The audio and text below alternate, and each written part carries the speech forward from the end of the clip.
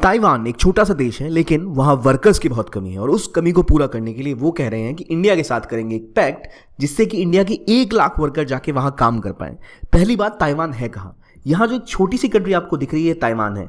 ये हालांकि इंडिपेंडेंट है, लेकिन इसके साथ प्रॉब्लम यह है कि चाइना क्लेम करती है कि ये चाइना का पार्ट है।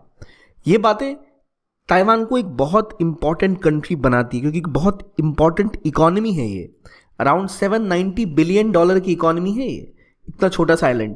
लेकिन चाइना के साथ इसका अलग एक विवाद है, क्योंकि चाइना का कहना है ये हमारा देश है, ये हमारा पार्ट है, और ताइवान खुद को इंडिपेंडेंट बताता है। हाल ऐसा है कि अगर आप चाइना के साथ ट्रेड करना चाहते हैं तो आप ताइवान की एम्बेसी अपने देश में नहीं खोल सकते, और इंडिया में भी ताइवान की ऑफिशियल एम्बेसी नहीं है।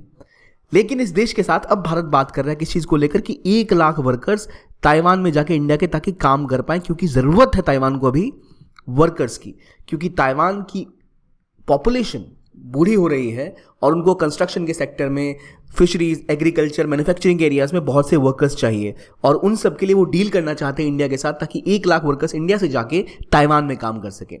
ताइवान की बात यह है कि ताइवान को कहा जा रहा है कि 2025 तक सुपर एज्ड हो जाएगी, उम्र वहाँ के आम जनता की बहुत ज़्यादा बढ़ चुकी होगी, इसलिए उन्हें रिक्वायरमेंट है कि लोग जो बाहर के देशों के वहाँ आकर काम कर पाएँ, माइग्रेट कर पाएँ। इससे पहले भी ताइवान कोशिश कर रहा था अपने माइग्रेशन लॉज को चेंज करने की, लेकिन कहानी सिर्फ इतनी ही नहीं है। कहानी इस बात की भी है कि इसका प्रभाव इंडिया चाइना रिलेशंस पर क्या पड़ता है। क्या चाइना इस बात को मानेगा, और क्या इंडिया वन चाइना पॉलिसी को मानता है? वन चाइना पॉलिसी के तहत आप केवल एक ही चाइना को मानते हो, जो मेनलैंड वाला चाइना, यानी ये चाइना। आप इस चाइना को मानते हो, ताइवान को नहीं मानते। तो क्या अपने वर्कर्स इंडिया यहाँ भेजेगा, और क्या इसकी पॉलिटिक्स समझेंगे इस वीडियो में। वेलकम टू ज्ञान कोश। और ये डिस्कस करते हैं पहली चीज़, ताइवान की लोकेशन। ये ताइवान है। ताइवान असल में, ताइवान की अगर आप ध्यान से देखो तो यहाँ ताइवान स्ट्रेट है, ये ऊपर चाइना है। एक समय में इस पूरे चाइना के ऊपर, ये पूरा आइलैंड जो ताइवान का, ये भी चाइना का ही पार्ट था, और इन सब के ऊपर राजतंत्र हुआ करता था, राजा यहाँ के राज करते थे। बाद में हुआ ये कि चाइना की एक पार्टी थी KMT, कामिंतोंग। ये लोग चाहते थे डेमोक्रेसी स्थापित करना और एक पॉलिटिकल सिस्टम लेके आना। इनकी लड़ाई हुई थी कम्युनिस्ट पार्टी के साथ, जो चाइना की कम्युनिस्ट पार्टी माओ के अंदर थी।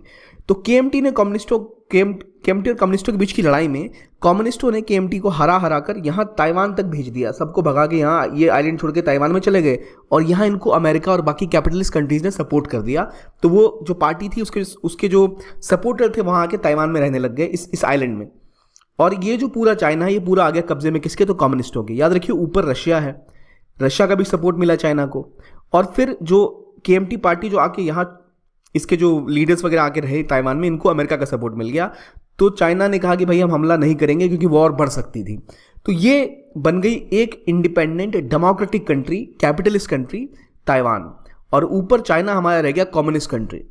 इंडिया ने चाइना को रिकॉग्नाइज भी किया, और चाइना ने एक पॉलिसी भी निकाली, वन चाइना पॉलिसी, कि आपको मानना पड़ेगा कि दुनिया में एक ही चाइना है, क्योंकि ये भी अपने आप को चाइना क्लेम करते थे और ताइवान भी अपने आप को चाइना क्लेम करता था। तो अब अगर आप मानो कि दुनिया में कितनी चाइना है, तो आप कहोगे एक चाइना है। एक चाइना कौन सी चाइना? ये वाली चाइना, PRC पूरा नाम है चाइना का, people's republic of China. Taiwan अपने आप को चाइना पहले कहता था, फिर इसने अपने आप को बोलना बंद कर दिया, ये अपने आप को ROC कहता था, रिपब्लिक ऑफ चाइना। तो ये लड़ाई republic of China versus people's republic of China के बीच में थी। तो ये ताइवान था बना, और ये आपको चाइना हम मानते यही चाइना है। लेकिन इंडिया ने डायरेक्टली एम्बेसी नहीं स्टार्ट की ताइवान के साथ, लेकिन क्योंकि अब लगातार चाइना की जैसे जैसे इकोनॉमिक पावर बढ़ी है, चाइना कब्जा करने की फिराक में है ताइवान के ऊपर। वो अक्सर कभी उनके शिप्स, कभी उनके प्लेन्स ऊपर से गुजरते हैं और ताइवान को डर लगता है।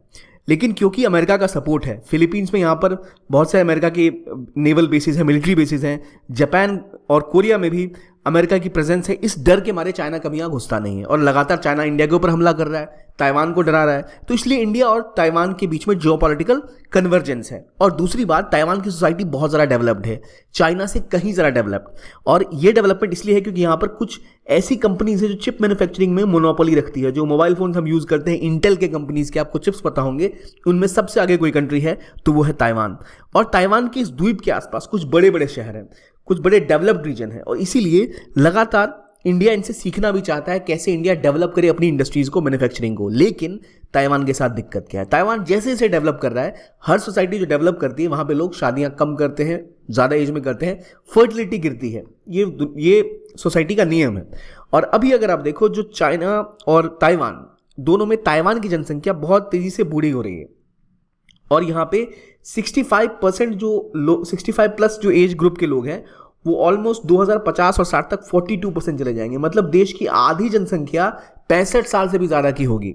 तो इतनी बड़ी जनसंख्या अगर आपकी बूढ़ी हो चुकी है तो it is a country which is super aged. सिर्फ एज्ड ही नहीं, 65 साल से ऊपर के लोगों को लगातार केयर की ज़रूरत होती है और उनको वो काम नहीं कर सकते, उनको सपोर्ट की जरूरत होती है। हालांकि एक बड़ी इकोनॉमी जरूर है ताइवान, $790 बिलियन की इकोनॉमी है, लेकिन इस इकोनॉमी को सस्टेन करने के लिए आपको वर्कर चाहिए जो काम कर सके और आपकी पॉपुलेशन बूढ़ी होती जा रही है। तो 2025 तक ये सुपर एज पहुंचने वाली है ताइवान जैसी कंट्री, और ये 12 से लेकर 42% के बीच में ऑलरेडी उनकी पॉपुलेशन यहाँ पहुंच चुकी है। ये एक बहुत बड़ी समस्या है उनके लिए और इसीलिए उन्हें ज़रूरत है वर्कर्स की जो उन सेक्टर्स में काम कर सकें जो अभी यहाँ काम नहीं कर पाते हैं। अगर आप कंपेयर करें जापान के बारे में, हम जानते हैं कि जापान में लोग बहुत ज़्यादा बूढ़े हैं, लेकिन जापान से भी कहीं आगे आपको दिख रहा है ताइवान की स्थिति। तो ताइवान से भी आगे बढ़ता हुआ आपको दिख रहा है वर्किंग एज पॉपुलेशन में 65 प्लस लोगों की जनसंख्या बढ़ जाएगी।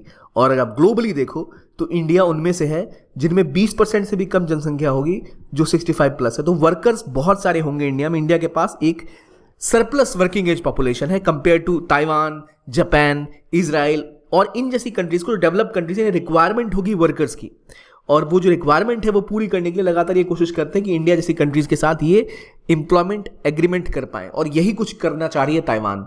इससे पहले India already Australia, Germany, Canada इन जैसी कंट्रीज के साथ नेगोशिएट कर रहा था। इजराइल ने भी डिमांड की है कि वो इंडिया के साथ वो एग्रीमेंट करना चाहता है, क्योंकि इंडिया में लगातार अनएम्प्लॉयमेंट बढ़ रही है। देखिए इंडिया में अनएम्प्लॉयमेंट बहुत ज़्यादा बढ़ रही है, हर राज्य के लोगों को रोजगार देने में दिक्कत आ रही है, तो इसलिए उनको चाहिए वो इलाके जहां वो काम कर पाए, प्लस ताइवान को ज़रूरत है। तो ये दोनों के लिए एक विन विन सिचुएशन बनाती है जहां ताइवान की रिक्वायरमेंट और इंडिया की रिक्वायरमेंट मैच कर रही है।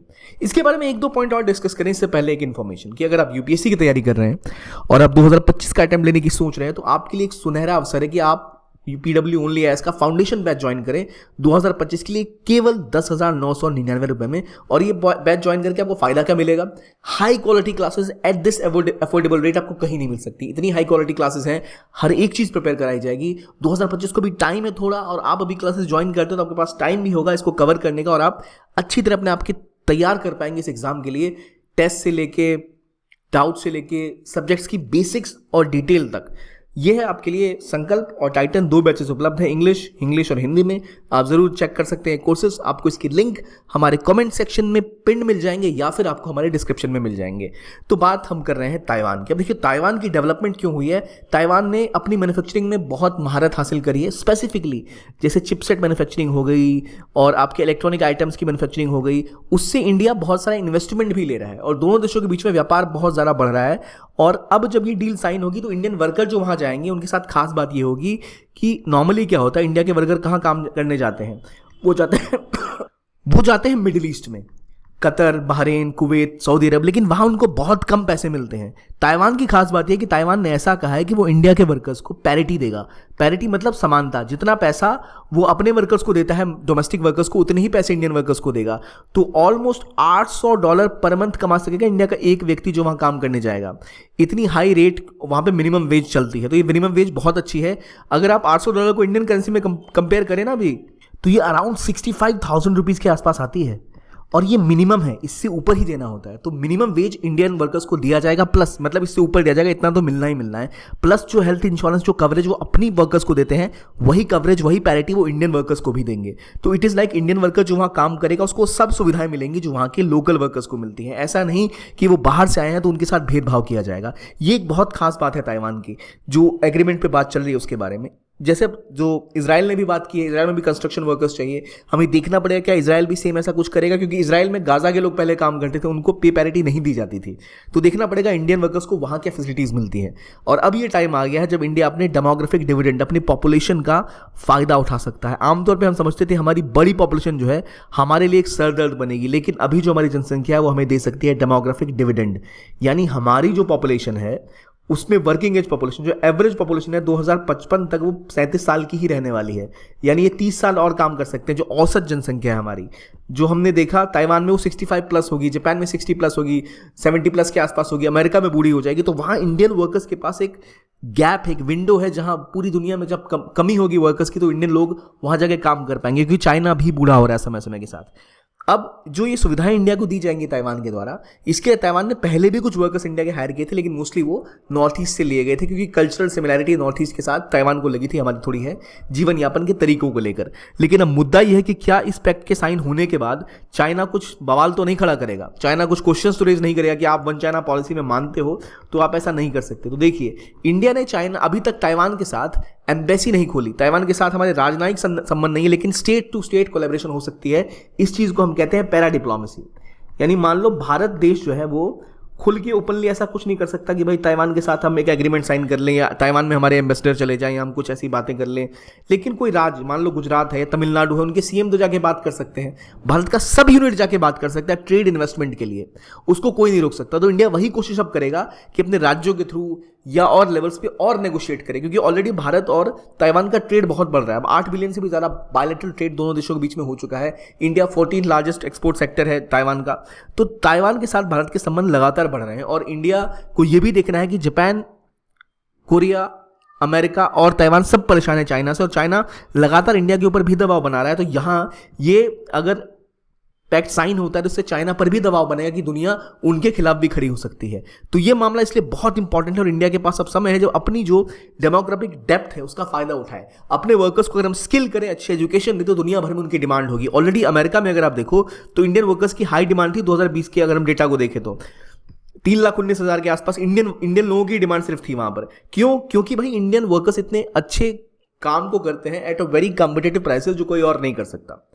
इसीलिए इंडियन वर्कर्स की डिमांड दुनिया भर में है। तो जरूरत है कि हम उनको स्किल्ड बनाएं, अपनी पॉपुलेशन की एजुकेशन पे काम करें, ताकि दुनिया भर में जब रिक्वायरमेंट हो तो हम आगे बढ़कर लीड ले सकें और हम डिपेंडेंट ना हो केवल गल्फ के ऊपर कि हमारे लोग जाके कंस्ट्रक्शन वर्किंग का ही काम करेंगे, वो और सेक्टर्स में भी काम कर पाए। तो ये था ये वीडियो। आई होप आपको अच्छा लगा हो। देखने के लिए बहुत बहुत धन्यवाद। कीप ऑन वॉचिंग ज्ञान कोश and have a nice day.